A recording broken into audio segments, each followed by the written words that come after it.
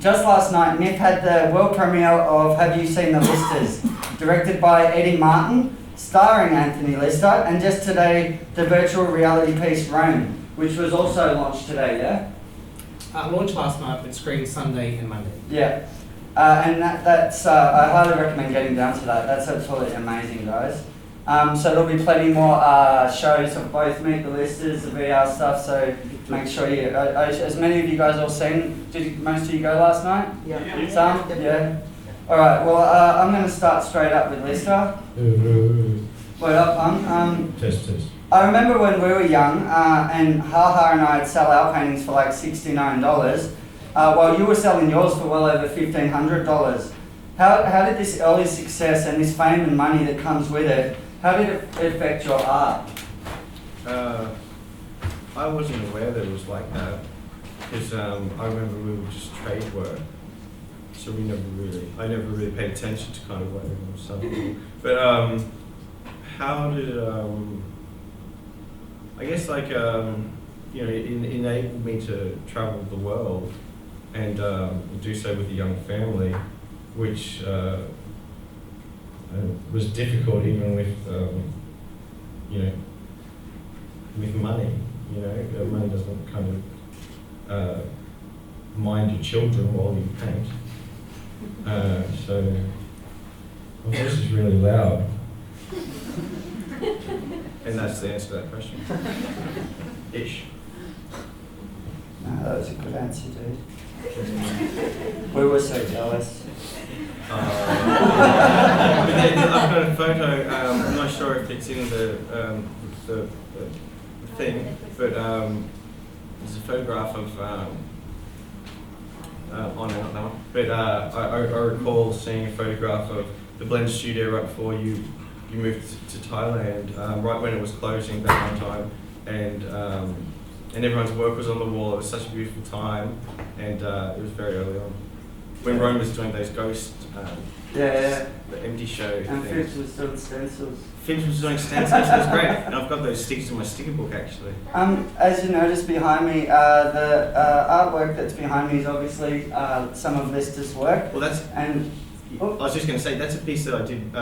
Ronan and I drove out to the airport one night before I flew back to wherever I was living at the time, and I painted on the fence right there. That was the first contact as you left the airport at Melbourne, and that was the first piece you'd see while leaving the airport at Melbourne, and I believe it caused some confusion for a few people.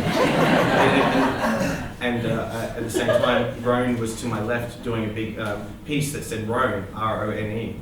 At the same time, yeah. I've got to back up on that story. Roan was really pissed off because someone stole your work, but they left his there. I don't know. My next question's for you, Kathleen. You did a major project in the Philippines, which also became a documentary, working with young people in the Sabulan slums. I really appreciate this kind of project because I believe young people get empowered by it, and it also gives young people a sense of ownership over their space. Do you feel that this project's empowering these people, and have you built really strong relationships, and if so, how? Yeah, cool. I'm not sure how many people have seen the film because it only had one screening so far in Australia at another film festival a few months ago. It'll come back to Australia in probably about a year's time, but for those who don't know, I'll just give a quick breakdown so that the communities you're talking about in these slums are, when you talk about empowering people, these are like the most disempowered people that I have ever met. They're living like on an active dump site, recycling garbage for anything they can sort of find to sell and eating garbage, and they don't have birth certificates, like technically they're not even human. So that was part of the reason that we did these projects. And I think in terms of did it empower them, I reckon it did immediately in terms of our goal was to go in and help them with housing. So I've worked with this community for a few years. And 2 years ago they said to me quite clearly what they wanted was housing. So it's like, how are we going to do this but also make it like an art project? So I painted portraits of 10 of the locals and we put those onto large tarps and then went into the communities and the communities themselves installed them as housing and we filmed that process. That's what the documentary basically follows. So in terms of empowerment, what they got first and foremost was this immediate investment of resources, housing resources. You know, on a dump site where you've got nothing new, they've got these huge new tarps that were waterproof, you know, and durable, and they could either keep them as housing or they could sell them on. But I think more than that, there was the opportunities that come from really collaborating with us, with people from the outside. You know, these are people that people don't go into this area. You know, so for them to be able to tell their stories the way they wanted to tell them and to showcase their skills in putting up the tarps. And they were even part of our crew, so we had a crew of really 3 people, myself and my 3 Filipino friends. And the rest of the crew were all from the communities, you know, including the one 13-year-old girl who became like the location manager. She chose the people I painted, she chose who to interview, she chose, you know, the subject matter. So that's really empowering to be able to have a film made, even just to do a project where you talk to someone about it, but then make this film. We finished the film, we managed to get it out of the country, and it's been screened here, and it's about to screen in the sort of North American film festivals and around the world, and I think that's where more empowerment will come. You know, the more people that hear these community stories and really hear what they want to tell you and see what they want to show you, I think that's really empowering, you know, when you've got international audiences listening to what they have to say. So yeah. Yeah, I mean, your passion's awesome, dude. Thanks. It's catchy. Thanks. Yeah, good work. Lester. Not Lester, Lester, I call him Lester, his last name's Francois, but I'm scared I'll say it wrong. As a filmmaker, dude, how do you see your film as a as a filmmaker, how do you see your film as a collaboration between yourself and Rome? Do you see your film is kind of a collaboration of what he's done or an extension of what he's done, or do you see your film as an artwork in its own right? Like, I think it's an artwork in its own right, but you know, it's certainly an interesting question. Yeah, that's interesting. I think it is an extension of his work. And I've actually made 2 pieces. There's the documentary, which is screening at MIFF, and that's an extension of his work. But they also made another piece last year that screened at his empty exhibition. And I think that's a piece in its own, a standalone little installation piece shot in VR. And then when I first started working with Ron, I didn't know him at all. I knew his work, I was a huge fan of his work, but he was a mystery to me. And I decided early last year that I want to, work out this mystery. Who is this artist painting this beautiful face on walls all over Melbourne? So I approached him and said, hey, I want to maybe start making a film about you. And initially it was going to be a TV series about different street artists in Melbourne. And started filming, and I pitched it to broadcasters, and they all hated it. And then the project shifted to maybe a feature film. They shifted again to a VR film. And then throughout the whole process, Rowan just trusted me, you know, what I was doing, and then he just left me to my own devices to go off and do some filming, and then while I was shooting the VR stuff, I would show him every once in a while what I was doing, and then I think he realised the potential of VR as well, and then slowly we realised that the power of VR was to get an audience into these amazing locations he paints in, give a sense of presence to these locations. So then, in terms of collaborating with him, we talk about the locations he painted and talk about certain shots. So he became a bit more on board with, giving a lot more feedback and suggestions, which I loved, and we're hoping to do a lot more together, and less documentary but more installation work, hopefully. So it's better in VR.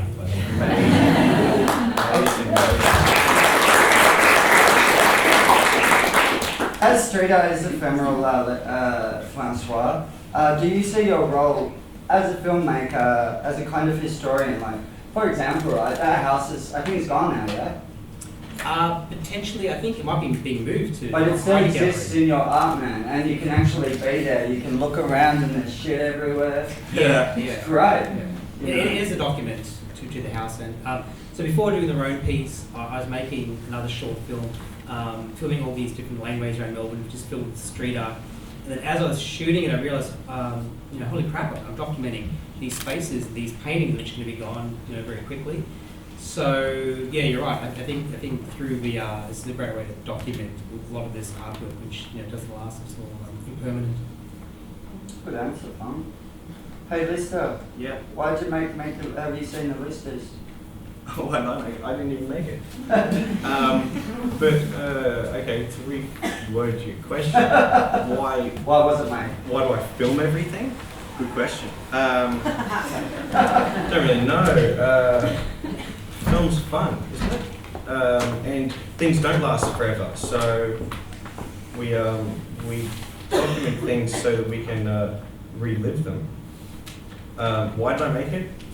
I didn't make it. It's just my life, and I didn't make it. So, what was the question? I'll ask it in a different way then. I've got another way of asking it. Just Excellent. hang on. So this one. So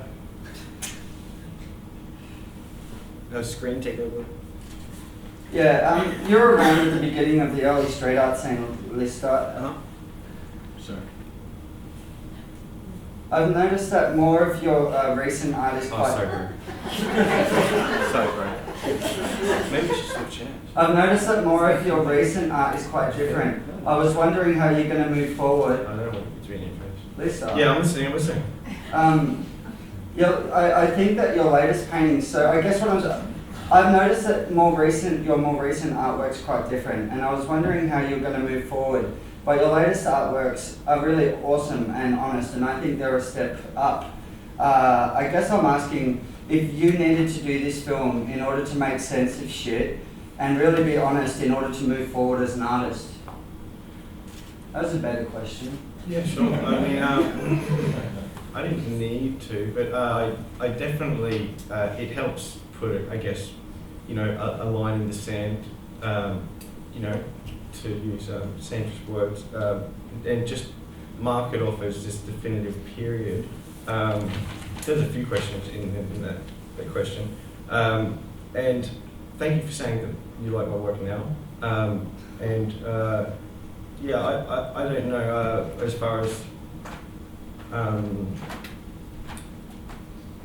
being honest goes, sure, the film is fact, but context is the editing booth is a whole nother kind of whirly illusion, this kind of smoky room of mirrors. Not to say that anything was misconstrued, but it could have been. And I've always tried. I try to be. No, I'm as honest as possible. And I've been that way for a long time, and I continue to be with harm to none. Hold on, what was the question? I can't remember. Did you need to make a film in order to move forward, like to like before and after, you divide your life into two sections or some shit? Yeah, okay, something like that. Look, it's like looking back at a bunch of family photographs. It's lovely to do. And honestly, I'm too busy moving forward to look back, and I'm kind of too busy holding on to be hungover. But it's it's all propaganda till you take a propaganda. Nice. This is to all three of you dudes. How did all your documentaries communicate you as a person? Like, I did Subtoken, it made heaps of people in my family really angry with me, and heaps of my friends upset. And I was kind of hoping to really tell the truth, but in the end, the ABC and the company I was working with just changed it until it was a watered down version of the truth, filtered with niceties. How did you guys stop that in the editing room? How do you get your vision across, or do you just have to trust the people that you work with? Personally, I just trusted Eddie, and I gave him everything, and he saw everything, because I feel at one point you just have to go, all right, busted, all right, just stop fighting, It's that time when you've got handcuffs on, and you're just like, all right, I'll run as far as I can, take me away. Do you think Annika's going to like it? I think Annika comes across really She comes great. across awesome. I think she's beautiful and strong. Yeah. I think she's very mindful, very conscious of what's going on. All the way through our lives, we've been on a checklist, just like challenging each other's intellect, and not challenging as much as cultivating and growing. But what did I do? No, I just let go. Yeah, I trusted Eddie. It's true, because I would have made a different film if I had have had it. Yeah, no, mine's a little bit different to the way Lester's and Lester's films are Sorry, I made. don't mean. Yeah, if it bothers you, yeah, sure. I can imagine it would have bothered me. Sorry. No, you're good. John Olsen. I produced the film, so the film wasn't about me. It was my art involved. The project was my idea, and I produced it. But I, as a control freak, found it hard to let go of actually directing the film. But I thought it was really important, given that this was really a collaborative effort, that I didn't try and make this whole thing mine. So like you did, I gave over creative control to the director. And the three guys who filmed it. So they chose what to film. They really understood the project. I'd worked with these guys for a few years. They understood what I wanted. The communities understood what we were doing. So it wasn't about me, it was about the project and this kind of unique collaboration between people who would never have met and who'd become friends for this kind of sort of strange purpose. So I didn't even know I was going to be in it. I didn't see it until it was pretty much 90% done. And I thought the interviews that I did were just going to be kind of a little voiceover at the end and the beginning. So it didn't so much represent me, but they 100% trusted it and they nailed it. It's sensitive sort of subject matter, especially now with the government over there, who's they're in the firing line of the current government. So I was a bit worried about how we were going to portray them in a way that's not going to get all of our faces shot off. And they really 100% delivered on it. So it's very cool. Yeah, wow, that sounds, yeah, it's amazing. Yeah, I kind of think in a way that it's weird that all of us we're all artists, but there's a part of a lot of artists feel the need to move towards the films. I think in a way it's kind of like the medium of the people. It's like street art on acid. I think that was the way I described it. I reckon also, I forgot to say, one of the other reasons I chose film, because I'm not a filmmaker really until the last couple of years, was that, like I said, they didn't have birth certificates. This for me was evidence. The communities get knocked down a lot and they just disappear, and people say, oh, no casualties. So it was sort of a bit of a, fuck you, these people did exist. Where are they? They don't have birth certificates, but now we've got all of their names and they're all on film. So it's, very much, there was a lot of reasons to making the film. Yeah, it's cool, man. Art can really make a difference on a whole bunch of scales. This is to you two punks. I'm going to grab something over there. If you feel Basically, right, it's super cool that we all get paid to fly around the world creating art, doing awesome projects, making heaps of money. But who's getting paid? Yeah, that's not me, you're right, this is not my question. But do you think that do you guys think there's an inequity in the street art world and the love of the cult figure and that whole street art superstar thing? What? It's a double question. Double-edged sword now. Do you think that it's a pretty shitty question? No, go for it. Do you think that the street artists, is it unfair? Because I don't think it is unfair, actually. Unfair on who? Unfair on all the little punks that are coming up that don't get all the gigs because we steal them all. Oh, right. That's not gigs. No one wants to do the work I do, it's shitty work. Look, I tell you, no, and if we were to look at it from the perspective of, say, Melbourne is the superstar and every other city is the little punks, then is it unfair? Oh, look, I think that there's enough to go around. I just don't think that there's a lot of open-minded councils out there that are putting their budgets to productive, creative, progressive mindsets and projects, as there are councils that want to sterilise and but fence everything off. Okay, so I think it comes down to essentially a debate about freedom and a debate about human rights and one's ability to activate one's self creatively without harm and without negativity to the world. I think it's about freedom. Yeah, I think it's a conversation about freedom. So did that answer that question? Yeah, in a way, I think so. We got like a bit, kind of like knowledge is a gift anyway. Like, you know, in a way, the next kids need to find their own way.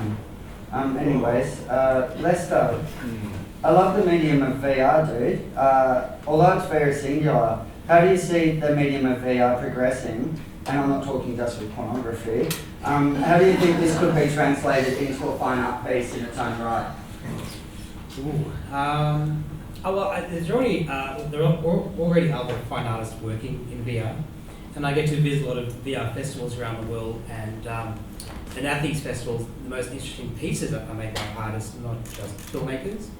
And I think so. Before working in VR, I made a feature doc called Game Loading, and that was exploring this explosion of indie game developers around the world and how new technologies enabled artists to start making games. And I think some of this same technology is enabling artists to make VR pieces, both 360 films and immersive pieces through game engines. So I think, you know, through this technology becoming a lot more easy to use, a lot more artists can be embracing that, which we were talking about before. And you've got a game coming out using the same technology. So yeah, I mean, it's fun. The technology is fun, and tools that have been tools have been utilised for all of our for all time. Tools that to make us either entertain us or build things, and VR, video games, projectors, the wheel. These are all just things to keep our hands busy, right? Because we have we have thumbs. Yeah. We were talking about that. Yeah, and right now it's super early days with VR. We're like the silent movie era of VR. So in 5-10 years' time, it's going to be completely different and a lot more immersive, and hopefully a lot more social as well. Right now, it's a singular experience, and I'm hoping, like the beauty of going to the movies, if there's this community of emotion. You see a horror movie or a comedy, you can look over to your friend next to you and you both laugh together. But with VR, you don't really have that community. But I'm hoping that will change in the future. Yeah, because you've got the only VR I really experienced before yours was like that zombie killing game where you go with a group of friends and you go and kill all these zombies, and it's virtual reality, but you can hear your friends talking and you can see them all, they just don't look like them. So I can see that it's going to become more social when more of that sort of stuff gets out there. Yeah. I think there's heaps of potential. I'm shit scared of that sort of technology personally, but it seems pretty neat.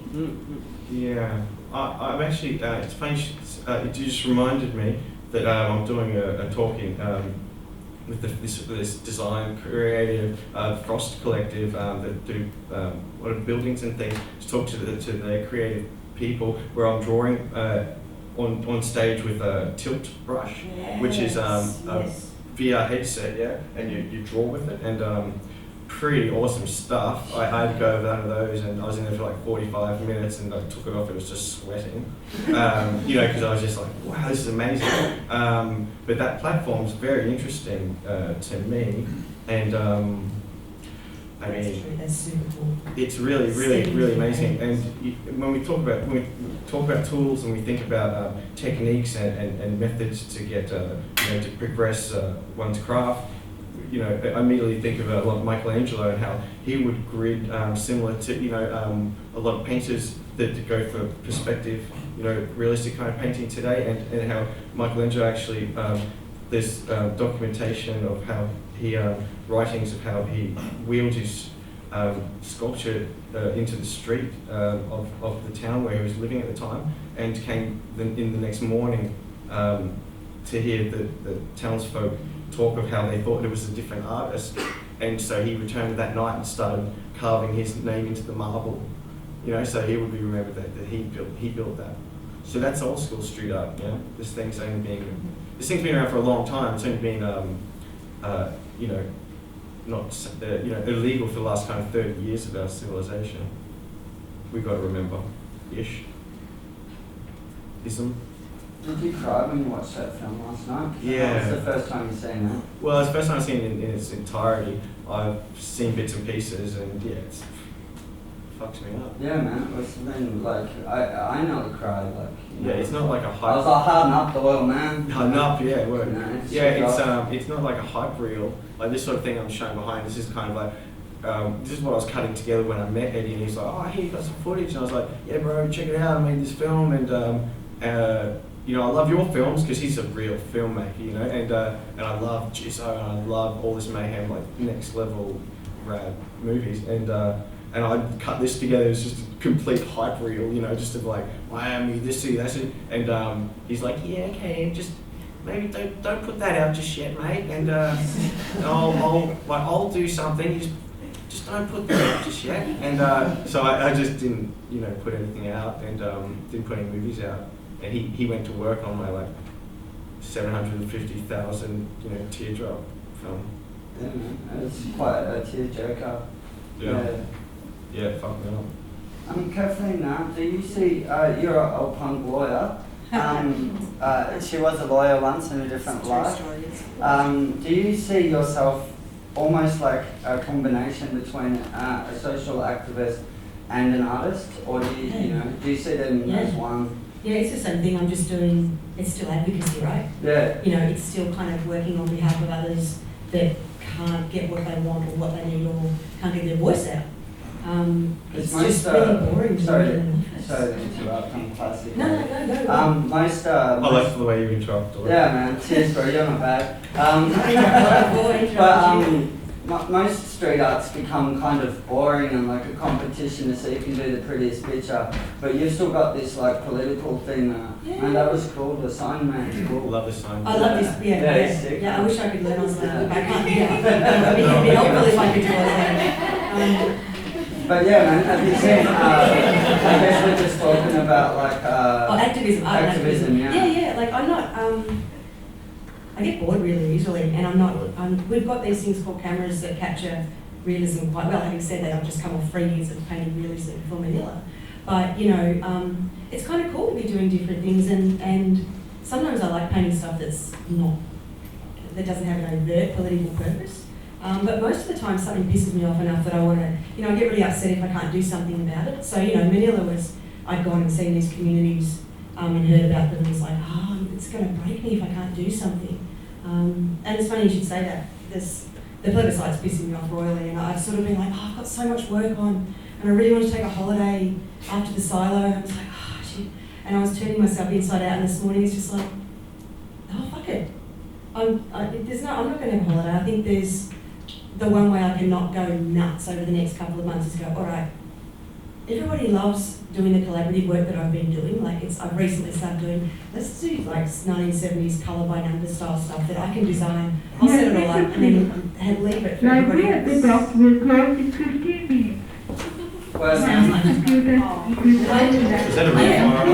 No, it's not fire alarm. So you're going to break this I out. don't talk over it. So yeah, I sort of thought, I know what I'm going to do now. Should I do this solo? She's 55 p.m. That's a full-time job. Something man. about I just five realised minutes. Go to different libraries. There were two hand signal guys. Yeah, man, Yeah, it's a hard job. it's Look, he's hard. sculling, man. He's all And tired. we talk over each other and make it happen. So yeah, upshot of it is, you know, that's going to be the next thing. I want to have a way that everybody that's pissed off about what's going on can not just vote, but actually go out physically on the street, make a great, big, massively gay supportive statement going, we don't agree with what's going on. Not everyone has to join in, but I figured, I'm going to go around to the capital cities. I'm going to put the biggest, gayest murals in the capital cities. And Alice Springs, because they need it there too. They should. And then sort of, you know, maybe set up some prototype sort of community colour by number stuff that I can just send out to people going, there's the line work, get a projector, there's the rules, go for it. Make this place as super gay as you can, especially in areas where, you know, like young gay kids, the young rainbow kids are going to be, this is like day 2, and I'm like, this is going to be bad. But what I can do is paint, right? And encourage others to paint, and it's, you know, it can be big and positive and colourful. So yeah, it's like art and activism, I guess it spurs me on. I can paint my own stuff for me, and that's really fun, but it's even more cool working with others. It's cool.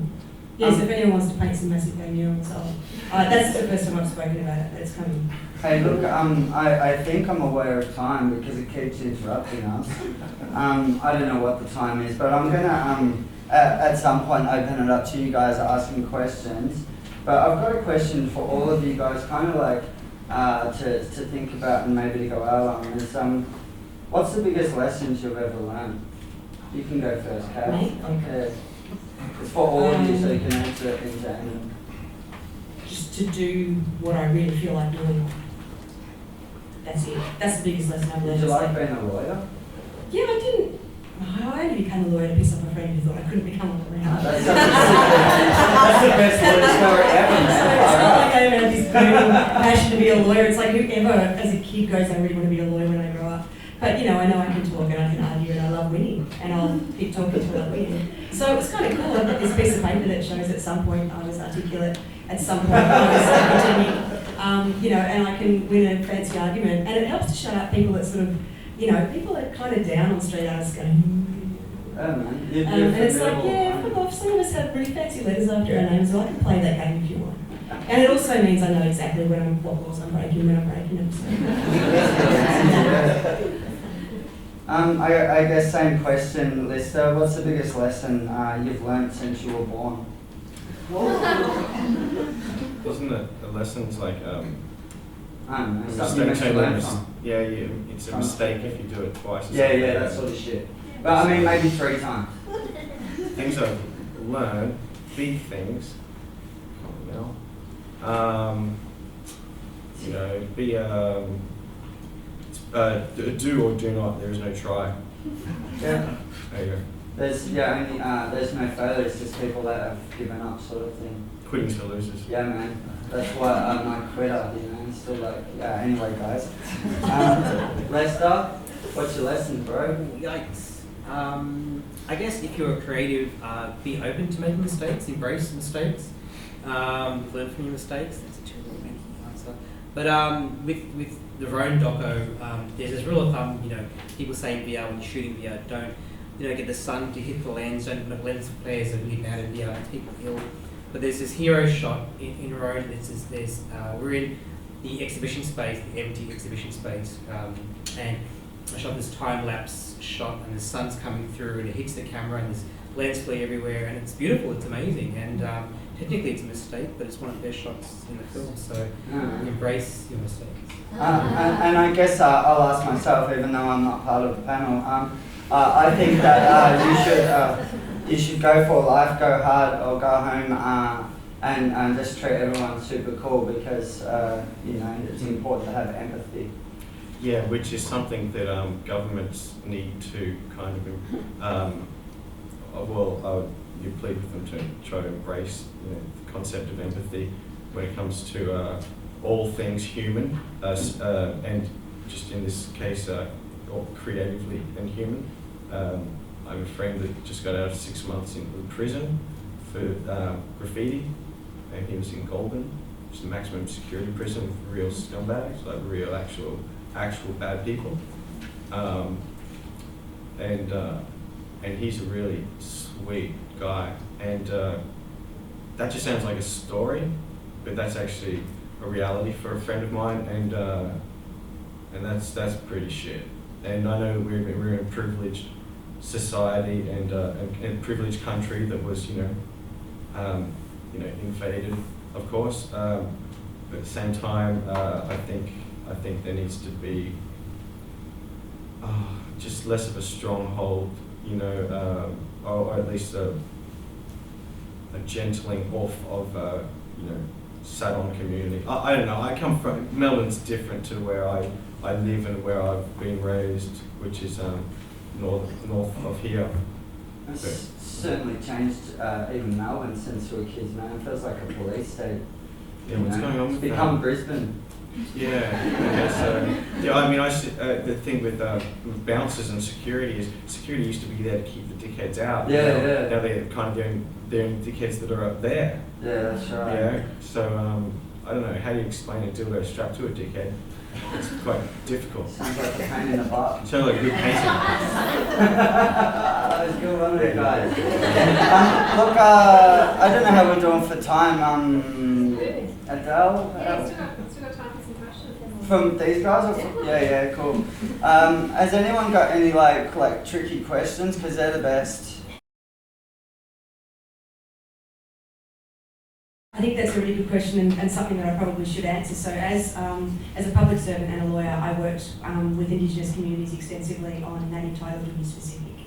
And I'm still trying to work out how I'm respectfully going to do exactly what I've done. Like this, I see Happy Land. Actually, we've got some photos. Do you want to put photos? I don't know, have you got the photos there at all? Just to show people where we were going. So, I figured I wanted to try this here because, again, I've never seen a community like this community. And I figured if we could work out a model for how to productively work with these communities really collaboratively, this would be a good model to take to other areas. My first, my dear friend and my first filmmaker is an Indigenous man from a well-known high-profile Indigenous family here. I want to work with him. He comes from a far north remote community.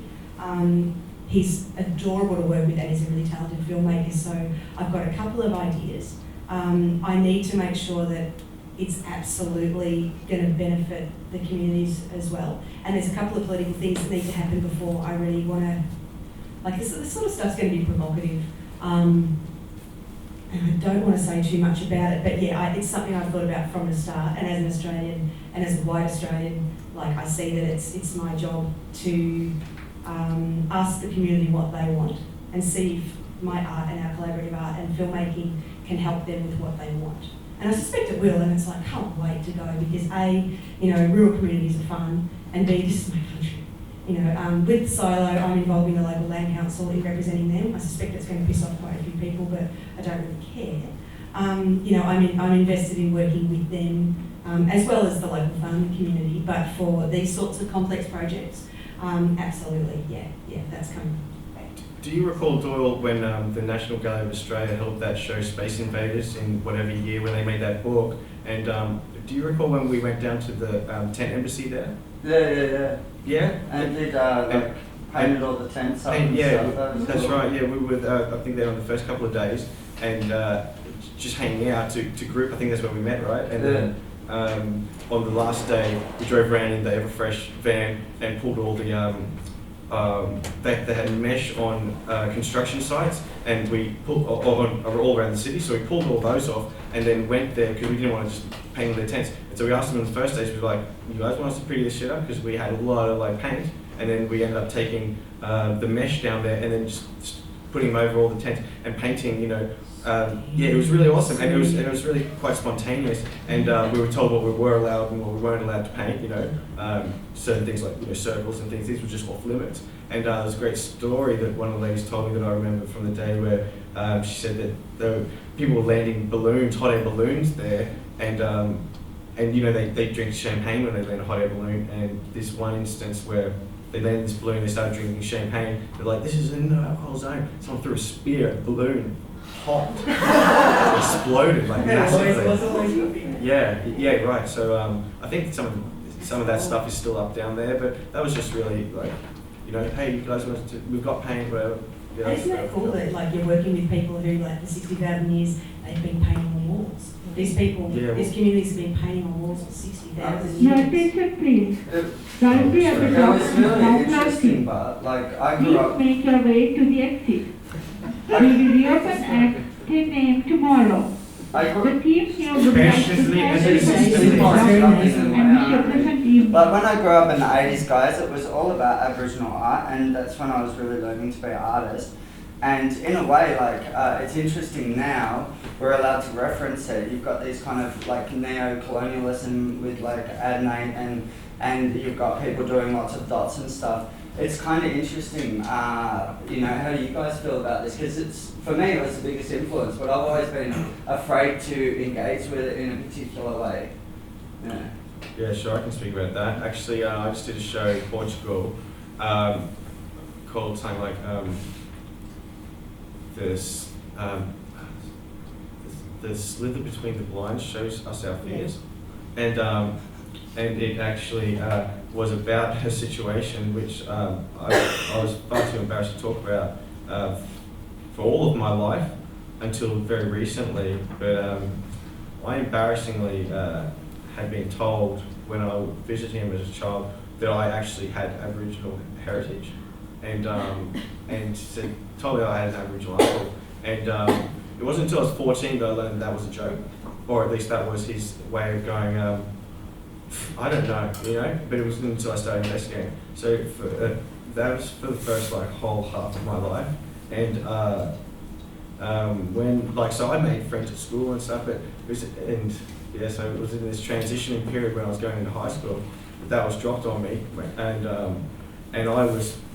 I've been too just kind of embarrassed my whole life to actually even talk about it, and it wasn't until recently that I kind of reflected on it and made some works and kind of drew attention to it, but that's a fucked up thing to do to a child, and it wasn't in any kind of overtly kind of, this is a fact. It was just as a child, you have impressions of things and you hear things and they're interpreted as facts, and you know what you know. And me and my younger brother, Andrew, kind of didn't, and my older brother, he was oblivious to the whole situation of it. But me and Kieran, until he was 13 and I was 14, thought we were part Aboriginal. Yeah, isn't it nuts? Yeah, it's fucked up. So to get to your question, I actually did embrace it in the sense that when I was in Portugal, I built a piano just because I like to do that at shows, and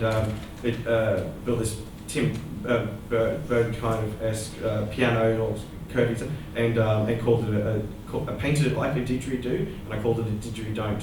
And I played classical music and didgeridoo at the same time, and it was kind of this Australian European it was interesting and it was beautiful. It was actually really beautiful, and it was almost like this strange mixture of ingredients that didn't make sense going together, came together, and actually it was a wonderful show. Yeah, cool work. Yeah, but I don't for 1 second or any second, or even in my youth, thought, I could paint, desert style or something. I've always drawn how I drew, which was naturally how the work I make, and I've never really kind of tried to rely on a crux of any stable kind of motif outside of trying to be a mirror reflecting on society itself and examining things and for what they are. That's how I make work. I'm not interested in being labelled or whatever. So. Does anyone else have a question? That was a sick answer. Sorry, that was heavy. That was a really nice tangent, guys. It's it took me really 20 years to actually be able to go, my dad told me this and this is what I believed, because it was very embarrassing, as you can imagine. When I was a kid, and I was imagining what it was going to be like being an artist, it wasn't like this. As it turned out how you guys thought. I mean, I wanted to be a horse when I was a kid. You wanted to be a horse? I wanted to be a dentist. Didn't Magnus from the movie, he went to the dentist on LSD, man. Oh. Yeah, it's another different story. So guys, has anyone got another question? We've got a bit of time for a couple more. Yes, Adele?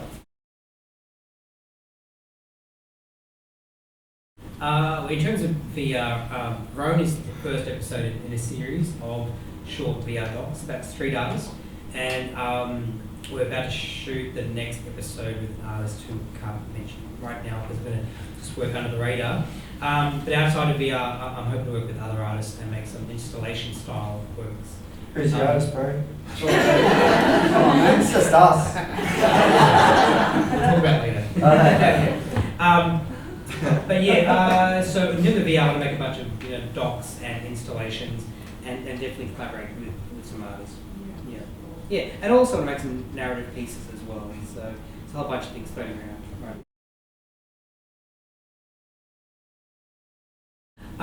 It's very challenging.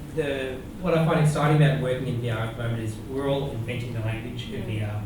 It's like silent filmmakers were doing that over 100 years ago, and things are changing every week. So I find that very exciting, being at the forefront of this new medium. And to touch upon what you're saying before, I think the people who are going to make the best VR and really invent the language are artists more so than filmmakers.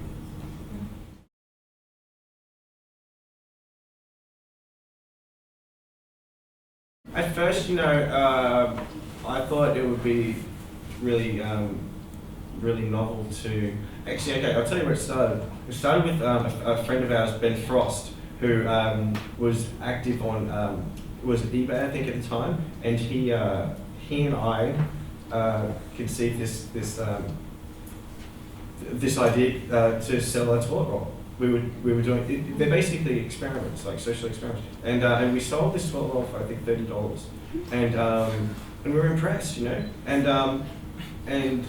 so not for the sake of the money, but wow, and because I love going to shows, I love seeing artists' studios, okay, and I love seeing nostalgia, and I really sure Hard Rock Cafe type shit, but like in a cabinet, Andy Warhol's kind of boxes of things really fascinates me. And I think it's this kind of I can read into situations and the history of things, and it was useful, most useful, I'd say, so far when actually I was doing community service in Brisbane and there was something going on. I went to this party in the valley and I happened to momentarily rest my cigarette on the ground, and in that moment an officer came and fined me for littering, and rather than just me picking it up, putting it in the bin, because I hadn't finished it, which I was going to do when I finished it, I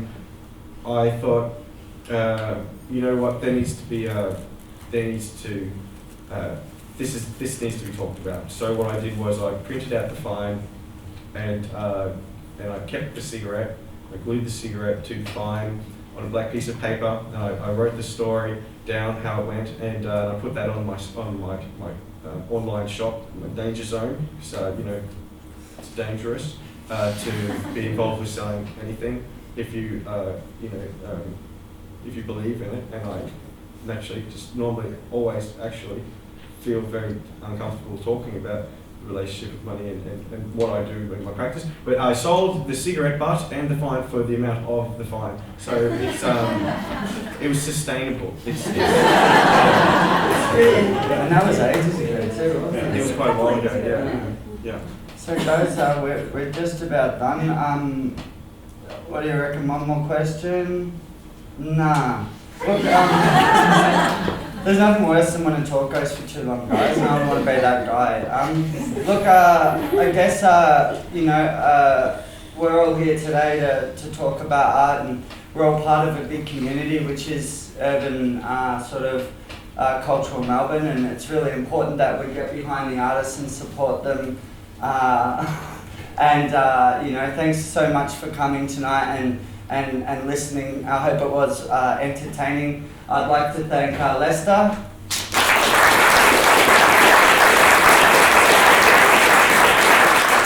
Kathleen. Lester. And the three hand guys. Thank you, Greg. And look,